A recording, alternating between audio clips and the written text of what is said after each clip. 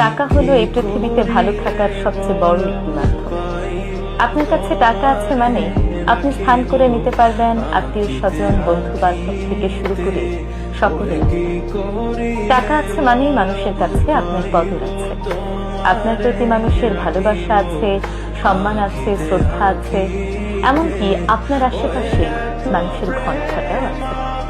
আর সেই সব মানুষের বদৌলতে আপনার এবং তাদের জীবনের প্রতিদিনই উৎসব ভাবে কাটবে। ঠিক ততদিন যতদিন আপনার কাছে টাকা আছে এবং আপনি তাদের পেছনে তা নিঃস্বার্থভাবে খরচ করতে পারেন। বর্তমান পৃথিবীতে মানুষ মানুষকে মানুষ হিসেবে খুব একটা দাম দেয় না, এমনকি বয়সে বড় হলেও সম্মান শ্রদ্ধাও করে না, যতটা না তারা বিত্তবান মানুষকে সম্মান করে এবং শ্রদ্ধা করে। বর্তমান সমাজে বেশিরভাগ মানুষই আজ মনুষ্যত্ব বিক্রির ফেরিওয়ালা। অর্থ এবং বিত্তের বাজারে রোজ বিবেক আর মনুষ্যত্ব বিসর্জন দিয়ে